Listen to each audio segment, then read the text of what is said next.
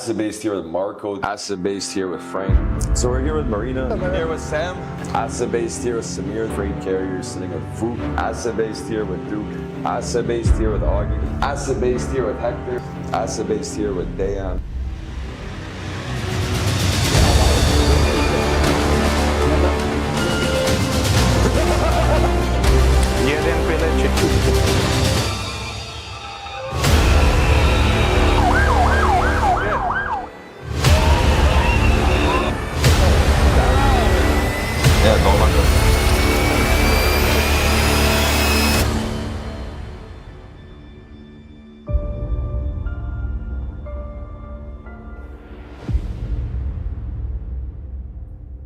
What is going on, everybody? Welcome to Acid Based episode 12. Going to be joined today by Manuela Lozano, the founder of Luma Logistic Carriers. Just before we get into today's episode, we got to get through the efRouting top hauls of the week. Coming in on the number one spot for dry vans is going to be a Columbus, Ohio, over to Waynesboro, Virginia. 370 on the miles, 2.7 to almost 3.3 on the top end. Coming in at number two, we got the Charleston, West Virginia, over to Richmond, 345 on the miles, 2.5 to 4.1 on the top end. Reefer, we got a Madison, Wisconsin, over to Maryland, 750 on the miles, 2.9 to 3.35 on the top end. We got a Mass over to Virginia, paying 418 on the miles, paying 3.3 to 4 on the top end. So crazy load coming out of Mass going south. On flatbed, we got the Alabama over to Charlotte, 460 on the miles, 2.8 to 3.6 on the top end. And then Akron, Ohio, over to Milwaukee, 476 on the miles, 3.4 to almost $6 on the high end there. Flatbed crushing it. Best loop for dry van. I'm going to start out in Savannah, Georgia, head over to Mississippi, then to Texas, Arkansas, Florida, and back to Savannah. Shorter work week, about 5-6 days, $8,000 to $9,000 on the gross, $3 on the low end of the RPM. So that's pretty solid on dry van for sure. And we got the Reefer coming out of Marshall, Minnesota, over to Allentown, over to New York, Baltimore, Springfield, Mass, back to Minnesota. Regular work week, 9.4 to 10.8 on the gross, and about $3 in the average RPM. And best loop for for flatbed is going to be a Kentucky starting place over to Fort Worth, Lufkin, Texas, Akron, Ohio, Milwaukee, back to Kentucky. Regular work week, 9.4 to 9.8 on the gross, and again around $3 on the RPM. That's going to be it for the efRouting top hauls of the week. Let's get into today's show.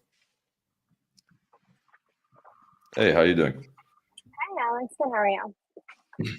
Thanks for joining me and taking time out of your busy day on the road. Thanks for having me. Yeah, so let's get into it. How did you get into logistics? What was your first job in this industry?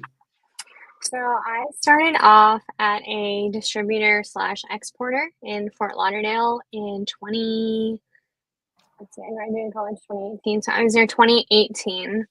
And then things started, I didn't start off in logistics. I started off in compliance, actually, in export compliance, which is a whole separate beast in and of itself.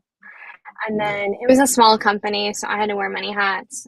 I started getting into the logistics management a bit, international logistics, and then also domestic logistics.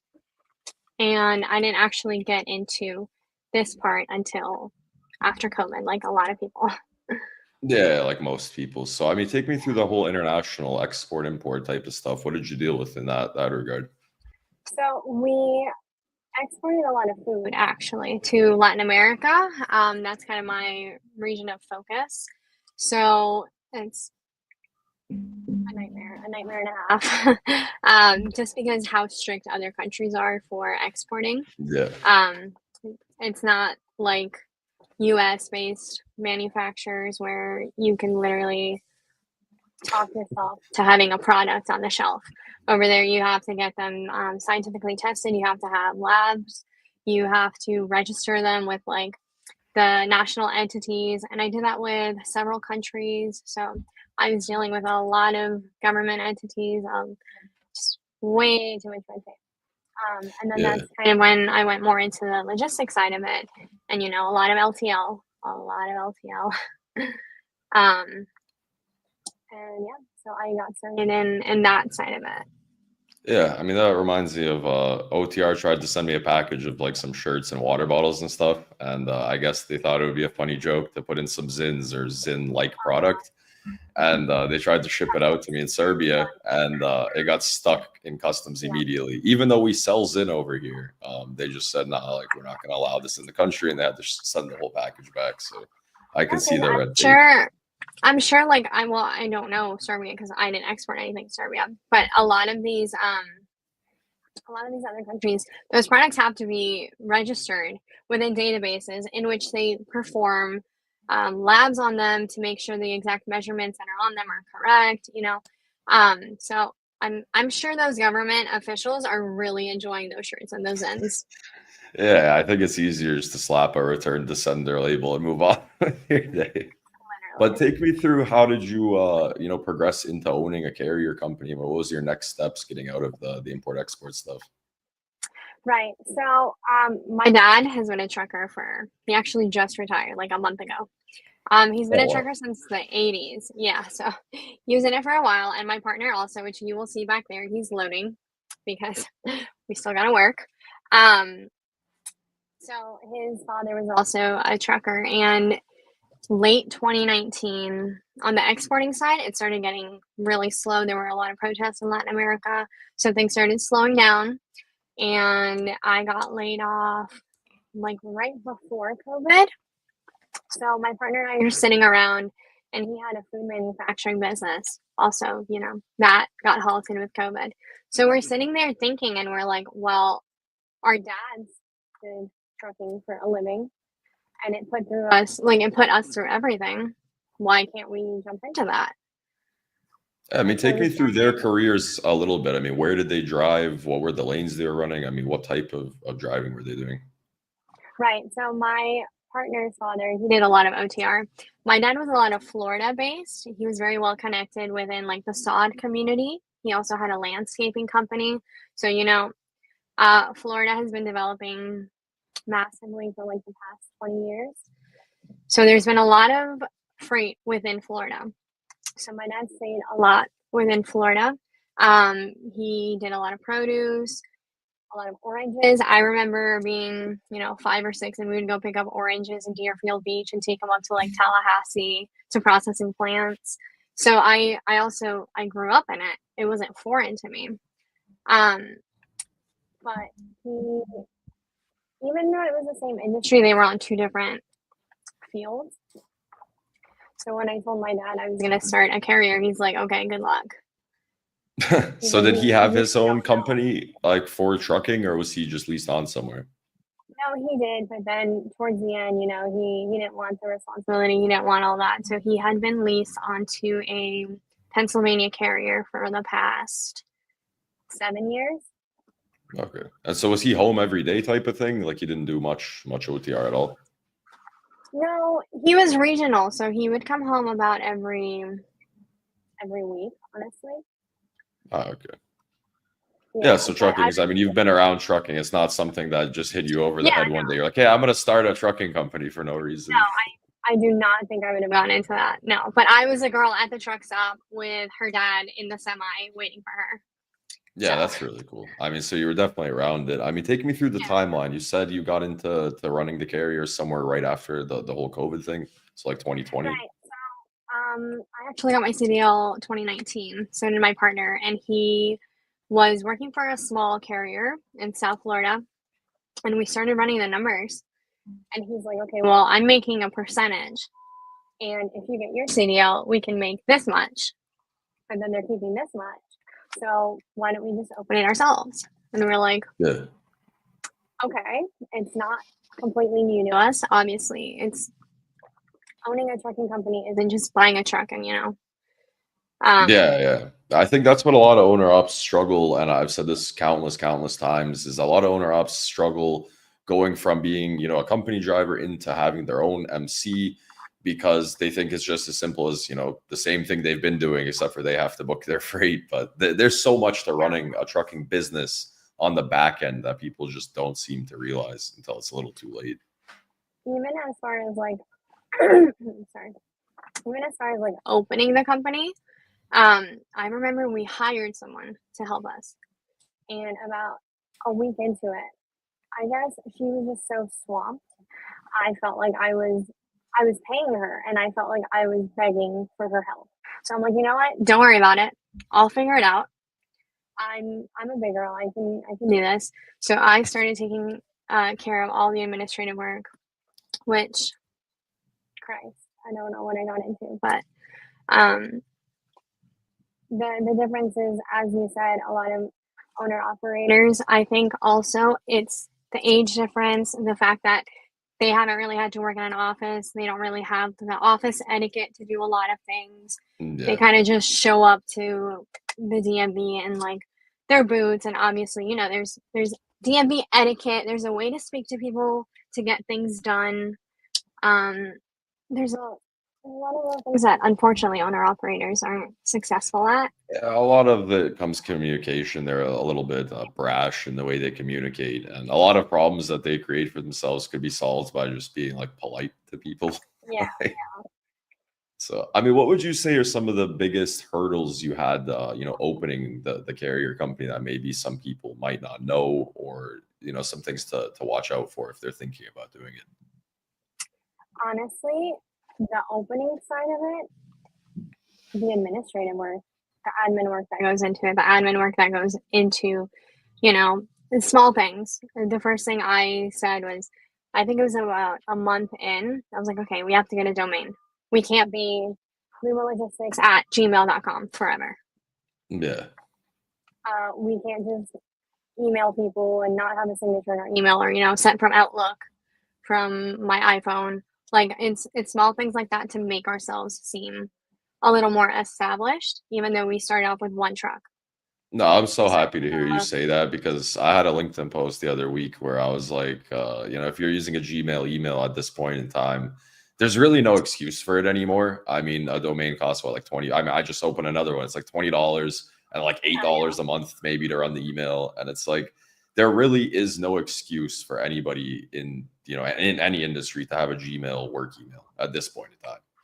But like when you think of the common owner operator, it's what, a man in his late 30s, early 40s. He, in his mind, like in their mind, I don't want to just say men, but in their mind, it's like, I'm giving a service, they're paying me. What should they care about my email? And I'm like, okay, but it does make a difference. Yeah, I mean, it's like the difference between showing up with a clean truck and showing up with a completely dirty truck, run down, broken, like 7 different colored doors. I mean, it's the little things that help present yourself, especially with all the fraud going around in our industry. It's those little steps that just kind of help people, stop putting you under a magnifying glass. And I mean, I understand where they come from when it comes to like, oh, it shouldn't matter.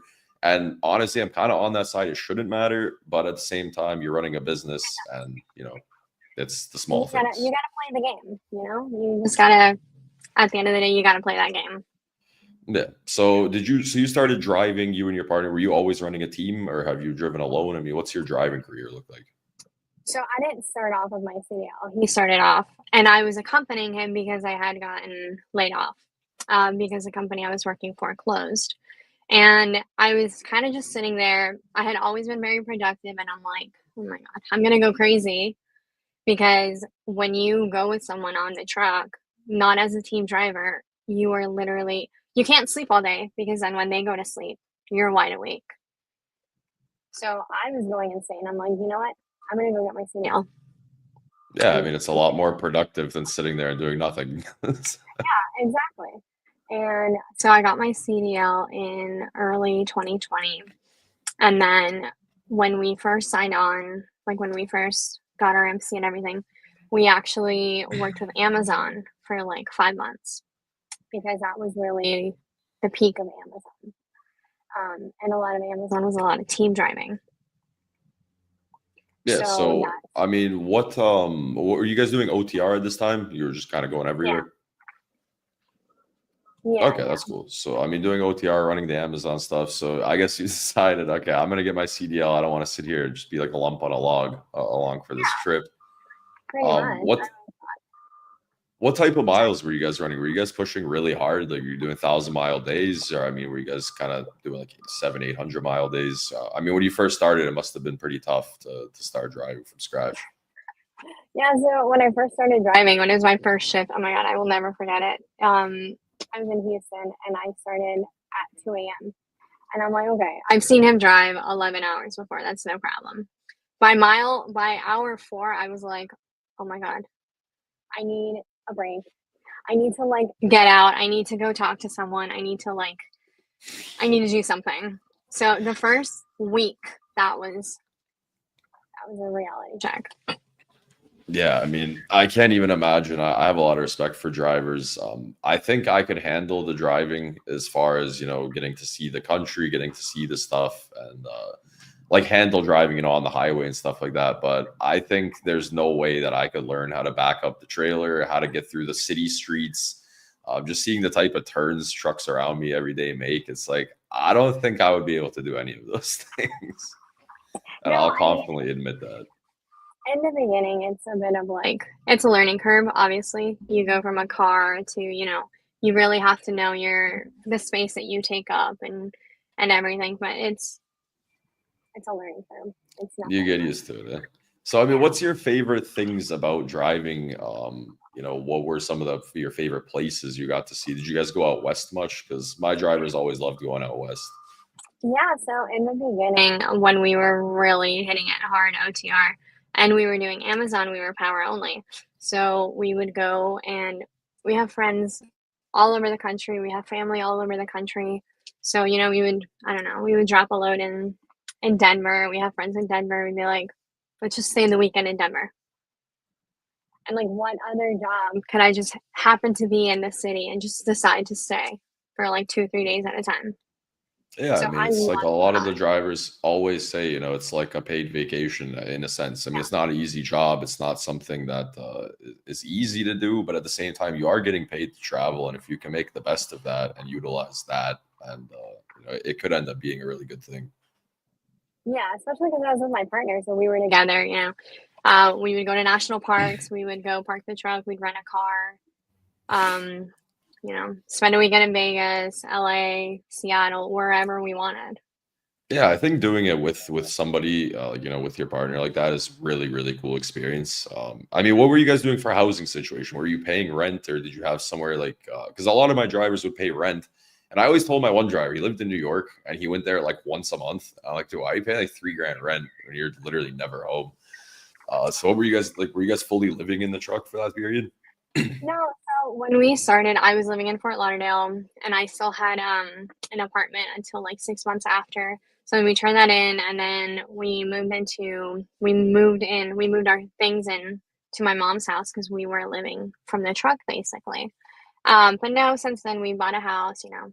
We've been home more often. We started growing pretty quickly, actually. Um, Oh, we the first truck that we bought it in September 2020. I want to say, yeah, September 2020. And then we needed a trailer, so we did Amazon for a couple months. We hey, you saved have to up give me one for, second. My headphones just disconnected for some reason. Just give me one yeah, second here. Okay, I got you again. I charged my headphones, so I'm surprised when it said power off. So it's not like a battery thing. I'm not sure how that happened, but okay. So you guys ended up putting your stuff, with your mom. How long were you out yeah. on the road for that period? Like, I mean, how long were you guys driving OTR? Like 1, 2, 3 years, Yeah. something like No, that. it was like 2 years, I would say, like 2.5 probably. But then we started growing. We bought our second truck 7 months after, and we put a driver on that one. And then we bought a third truck shortly after that. And in our naive minds, we were like, we want to build it to 100 trucks. No, that was not the goal that we wanted. Once we got to 15, we were like, this is enough. This is more than enough. Um, Yeah, I mean, I had spoken to a carrier owner who kind of said it to me the best, where I think he was based out of Canada, and he started him and it's kind of a funny story. He started a carrier company, and then somehow the guy right next to him, where he had his yard, also started a carrier company, like within the same month of each other, and they both started with one truck, and then like it's been 7 or 8 years since that. And the one guy I was talking to has like 50 or 60 trucks now, and the guy next to him has like 400. And he was like, I don't know how anybody can legally grow a trucking company this big, yeah, this fast, Like, I I think know people the underestimate how hard manpower. it is to grow the fleet. And I think another thing that like really was a reality check is we genuinely liked driving. Like we like being OTR. But at the same time, I'm also back office. He's also he deals with the loads. I deal with everything else. So we would be, doing our 11-hour shifts, and then I would still have to do 2.5 hours of admin work. And I'm like, this is insane. Yeah, it's just not possible. I mean, so you said you got the fleet up to 15 trucks at the Yeah. height of it. Okay. I mean, let's go. Okay. Just before we go over current day stuff and market stuff, I just want to ask you, like, how difficult is it to live in the truck, like with somebody? Because we've gone over always, Jason Putney, he's my favorite, one of my favorite carriers on Mhm. LinkedIn. And his team driver stories make me laugh so hard, man. Because he's like, if the person with you sucks, your life is ruined, man. 100% could not imagine team driving with someone who is not your partner, like your life partner, because you put up with things from your partner that you would not put up with anyone else. Yeah, and like the tiny space, and you're just like, I couldn't imagine being a team driver with somebody that I'm not like friends with or that I don't know very well. No, trust me, we've brought people on that are like, oh yeah, that's my friend. They will stop speaking to each other. We've ended friendships. We've seen it all. Yeah, okay. So I want to go through current day kind of market stuff for you. And I mean just in general, because we don't get as many carriers on the show as I'd like, given that, I have a carrier background as well. Take me through the past 2, 3 years, owning a carrier company. I mean, we all know how the market's been, but how have you guys kind of been surviving? Obviously, you haven't closed the doors, so you're doing something right. Yeah. Um, Kind of just adjusting, honestly. Um, 3 years ago would have been 2022. Market was really strong for dry vans. We had about 7 dry vans. We sold 5, so now, no, we sold 4 because now we have 3. Um, And I've always had a small flatbed division. I had 4 at the largest flatbed division. So kind of just diversifying. I've also had direct customers that they have their own trucks, but sometimes it pays them to outsource instead of having to send their own day cabs and pay for hotels. So they would reach out to me, small town things. But yeah, we shifted a lot more from dry van to flatbed. Yeah, that's cool. I mean, I got into the flatbed brokerage side of things getting close to a year ago now. And I mean, the flatbed market is definitely a lot stronger than the dry van Yeah, market, even through the entire winter. I mean, we weren't slowing down. Freight was moving. The rates were a lot healthier, and there was a lot more room for carriers to actually profit on yeah. flatbed freight, as opposed to the horror stories I've been hearing on the dry van side of things. Oh yeah. And I feel like, excuse me, there's also a lot more, I don't want to say like ability to have theft on the dry van side, but there is. Kind of because when a flatbed carrier shows up, they have to know what they're doing. Like, obviously, it's not going to get as easily lost as dry van freight. Yeah, and I mean, at the same time, like it's a lot harder to steal a 45,000 pound Yeah, coil than it is to steal some shoes out of the they're going back to of think a that van. twice. Yeah, for sure. Yeah, I mean that reminds me of a good story. My driver was hauling bricks in a dry van, but like some like nice like this was the only brick load to date that I ever booked that was like very profitable because it was like some designer bricks. Like it wasn't just like your run of the mill brick load. And somebody cut his trailer open, like the lock off, and cut the door open in the middle of the night. And they opened it and then just saw a bunch of bricks and just like left them there. So what are you gonna do with a bunch of bricks? Yeah. Like, yeah, you're not going to hand unload them. Like, Yeah, so um, that was good. The one time we almost got our stuff stolen, it was like the perfect load to be in the truck. no, yikes. No, thankfully, we have never had any scares like that. Nothing like along those lines.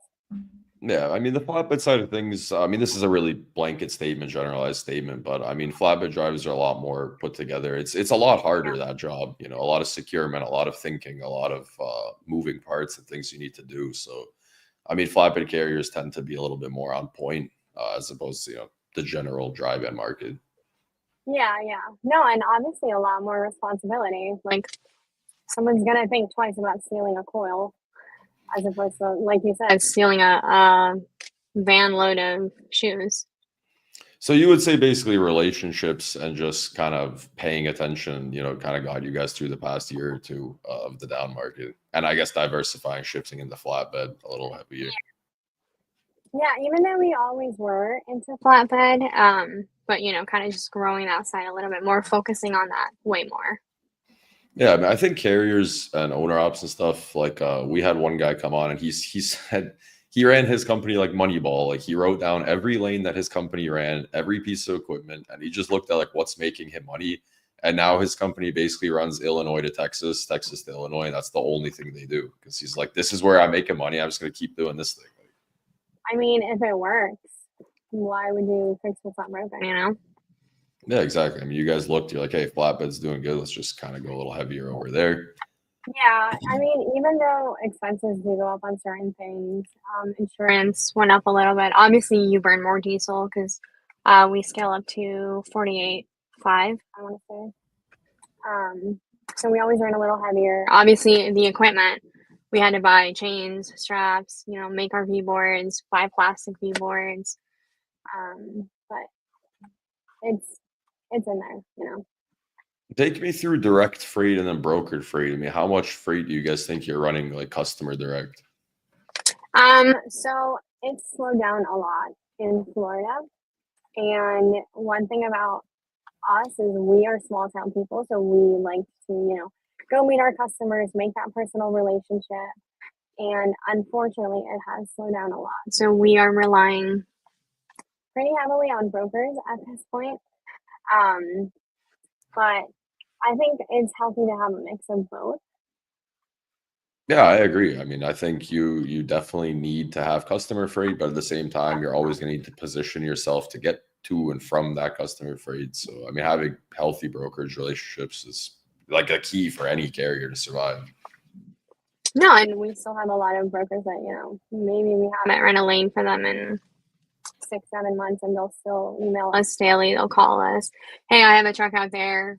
They know we run teams. They know we run flatbeds. They know we diversify, so they'll still reach out even if we haven't worked with them in a while. But you know, Take me through the Florida landscape of being a trucking company in Florida. This is one of the things that I think is like an enigma to me. I've never understood it. I don't understand how it works, because you said your dad's running trucks, his dad was running trucks.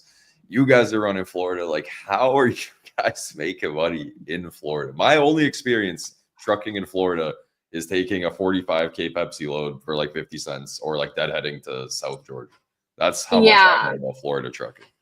No, it is not easy, mainly because the amount of carriers in Florida and the amount of carriers that are willing to run very cheap, because they'll have a 98 Columbia that, you know, they don't have a truck payment on, that they don't really care about the maintenance on it.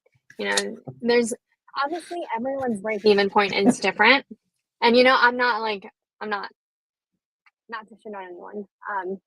You know, they'll run their business however they want, but we have had to get ahead a lot to Georgia, as you mentioned. There's way too many carriers in the state of Florida. I mean, how does freight work down there? I mean, with you guys saying you have some relationships, how is your dad doing? Like, is that all just kind of load to load based? Like, I would assume they're not charging like rate per mile and like this kind of stuff. It's more just like, hey, move this sod over there, move this over there for this price. That's hilarious that you mentioned sod, because I literally just had someone email me asking, I guess they're working on a project for the Villages, which is like a very famous community of retired people. Retired people. No, it is. It's a whole town of, like, you can only live in that town if you are over the age of 65, and it's a whole town. Oh, wow. So I guess they're making some massive development, but yeah, it is a lot of, sorry, it's a lot of sod. It's a lot of construction material, because they're still developing a lot in Florida. But no, Florida market for the traffic, for the fuel price, for everything, it's just horrendous. So where have you guys been keeping your trucks over the past like 2-3 months mainly? I mean, you guys focus specific places. How have you guys been running the operation? So I run 3 OTR, including myself. As I mentioned, we scaled down to 8, which I will get back to in a second. And we have 3 dry vans that I have on contracts right now. 3 that I'm running OTR for flatbed. I got 1 48 and 2 53 Conestogas. And I have 2 doing power only right now. Nice. So basically just diversifying, honestly, OTR for flatbed, because staying within Florida for flatbed, no. Just don't do it. No. Take me through the power only stuff. I don't know how many people do it. I dispatched almost 2 years strictly power only. I had a blast doing it. Not a lot of people are familiar with power only. Most people just grab a loadout trailer here and there. But how do you guys run your power only? No, so I prefer not to do loadouts, because I've had bad experiences with them. Oh, same. Yeah. You know, go pick up this trailer. Oh yeah, it's in good condition. I go pick it up. You can't even move it. Like, the lines are completely rusted. There's holes in the ceilings. It's not going to get loaded anywhere. So there's no point. A lot of those power onlys will either do oversize, over dimension, or they'll move stacked chassis or flatbeds that they need moved. There's actually a lot of power only, surprisingly. Not just The power only is my absolute favorite thing that I ever did in all of trucking, just because of how fun it is, right? Like, you can book multiple loads a day. It's just drop and hook most of the time. When you get into yeah, it's always fun. It's always interesting. Like, you're moving frac tanks sometimes. I know the drivers hate moving those frac tanks, but they're cool loads to see going down the road. I think power only is a market that not a lot of people do for some reason. And if you know what you're doing, it's very, very profitable. But I think a lot of people don't do it mainly because the element of surprise. Um, I've had a lot of experiences where, unfortunately, brokers will, swear up and down, no, I know the equipment, it's in good condition. I'll dispatch my driver, 2 tires blown out. Then I got to arrange for the roadside to come. And then when we get hit with the roadside bill and I include it in the invoice, they're like, why is it so much? And I'm like, well, you know your equipment. Why wasn't it ready? Yeah. So I mean, it's, power only, just, I always say it to everybody, just like pictures, pictures, pictures. If you think a tire might blow, just don't go anywhere. Just send them pictures. Let the broker email you. Yeah, drive it. If it breaks, I'll fix it. Like, I yeah. hate that whole system of trying to make the carrier responsible for repairs on equipment that's not theirs. And those are like the fights I used to get into with brokers all the time. I'd be like, this tire needs to be replaced. They're like, no, don't worry, drive it. I'm like, all right, if it blows out and something goes wrong, this is all your fault. You're paying for it. But I mean, also as a carrier, we understand that, like, you guys aren't boots on the ground. You don't know what's going on. I mean, not you, but, brokers, they probably aren't aware of the situation, the condition of it. So we'll figure it out. We'll fix it, just as long as you have our backs after. Obviously, I'm not going to price gouge them, but I have had some brokers where they're like, oh, you should have ran this by me first. I'm like, okay. Sorry, give me 1 second. Yeah, no worries. I've had some brokers where they're like, oh, why didn't you run this by me first? I'm like, okay, I'll call you at 2 a.m. next time my tire explodes. I'll wait for that answer. Because, in the moment, you have to do whatever needs to get done to get it moving. I'll get this wrapped up in the next 10, 12 minutes to get you guys. Are you good. almost loaded? What are you guys doing right now? We are picking up, I don't know, actually.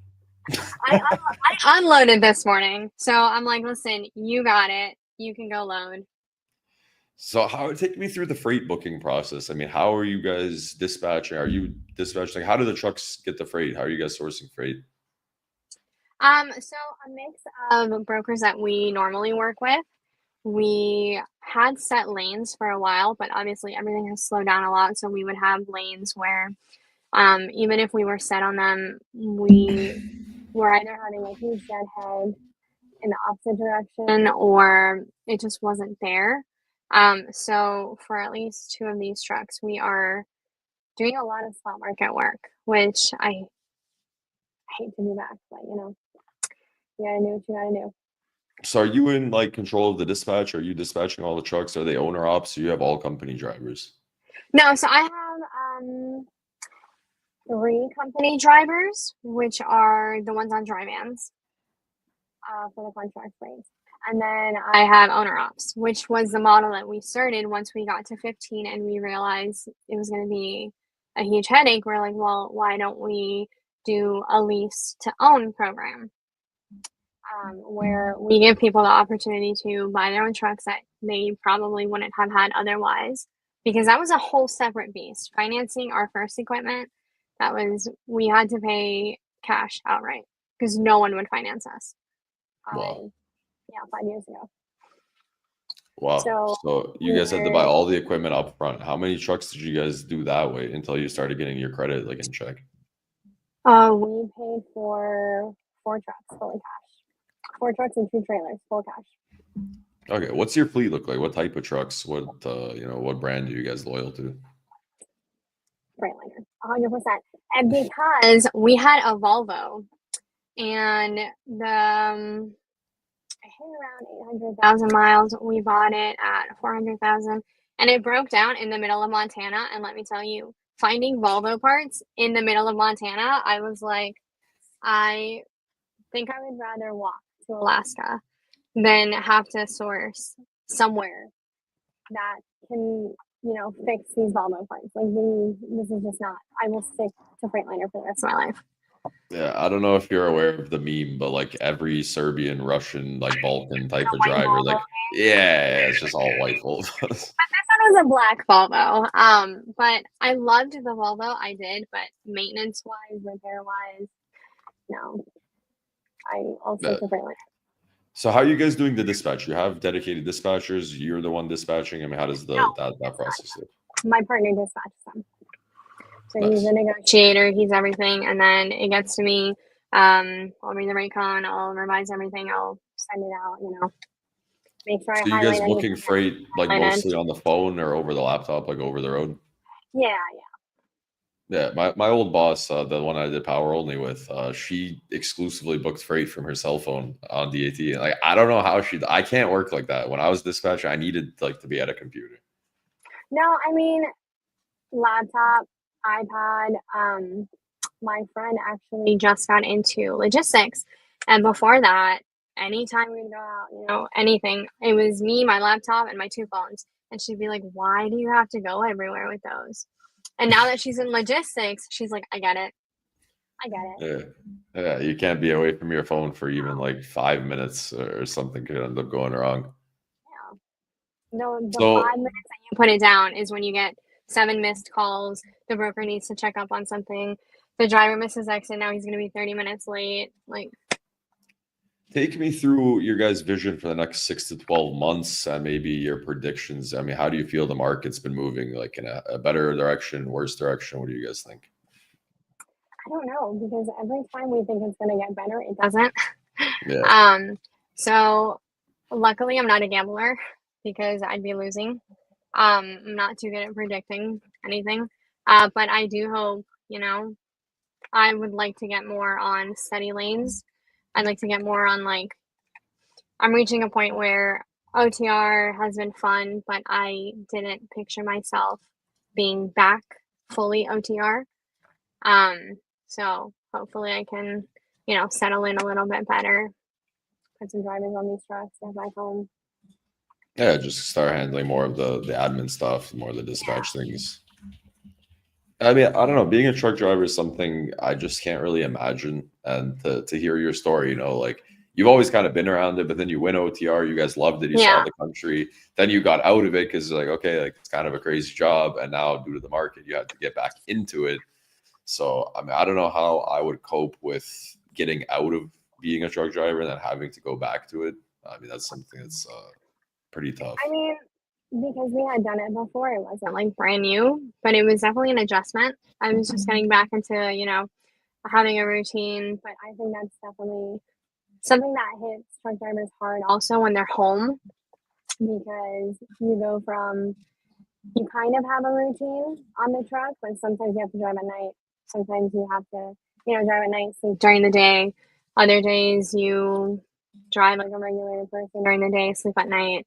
So it's kind of just the uncertainty of everything, getting back into the normal world where everything is only 9 to 5. It's a bit of a, you know, Yeah, it's definitely an adjustment. yeah. What would you say to the carriers out there? Some kind of tips or something that you would say for how we should be dealing with, things going forward. Obviously, there's been that conversations where if all the carriers would just stop hauling cheap freight, then, this kind of would all have stopped by now. But what do you think it's going to take for the market to get back to where we all kind of want it to be? I mean, it's a lot of things because it's not just hauling cheap freight, even though I wish everyone would stop hauling cheap freight. But a lot of that isn't, it isn't in their control. It is a lot of what price point the shippers are willing to pay. What is actually moving is a lot of manufacturing has halted. A lot of food manufacturing, a lot of raw material manufacturing, just across the board, things are slow. Yeah. So I don't think the solution is just telling people just stop hauling for cheap, because there's always going to be someone willing to do it. Yeah.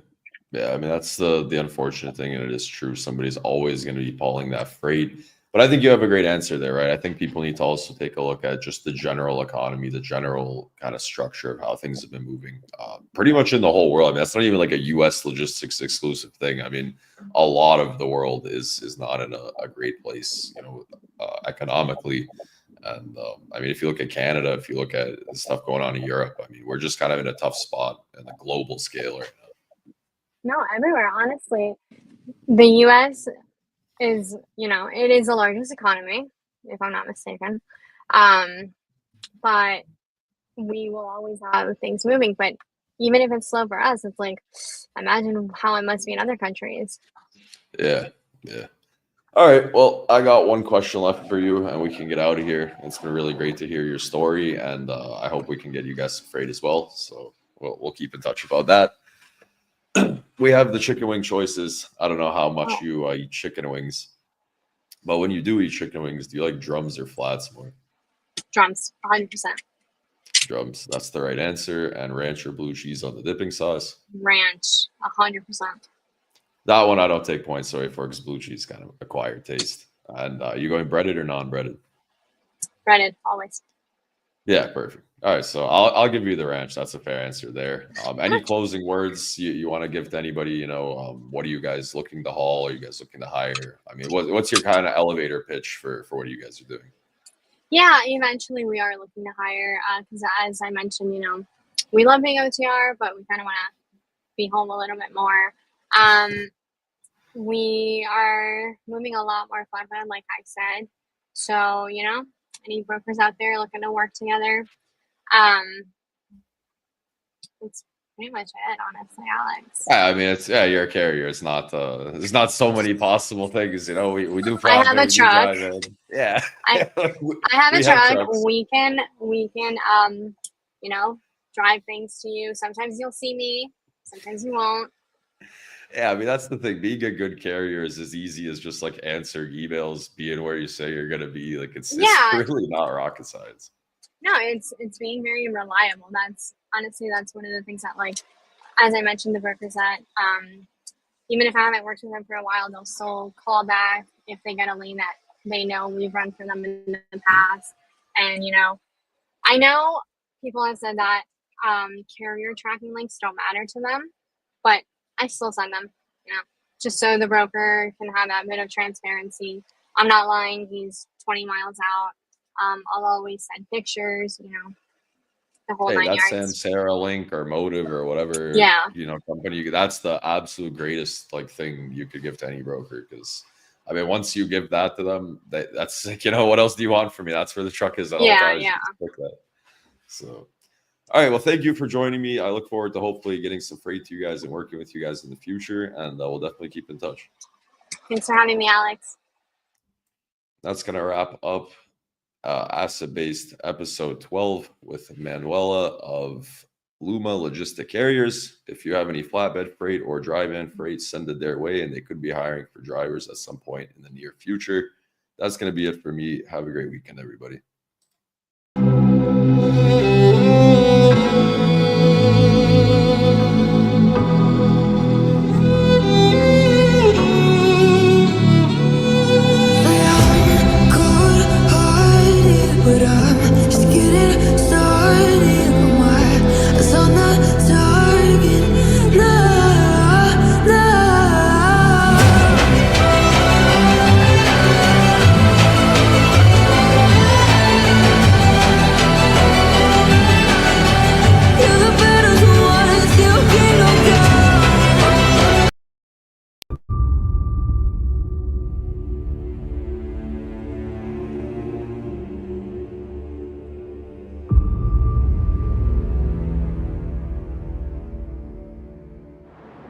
Asset based here with Marco. Asset based here with Frank.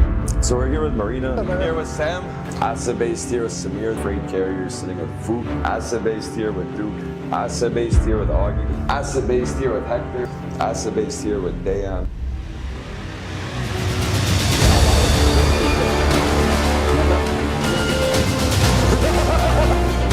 Jeden village.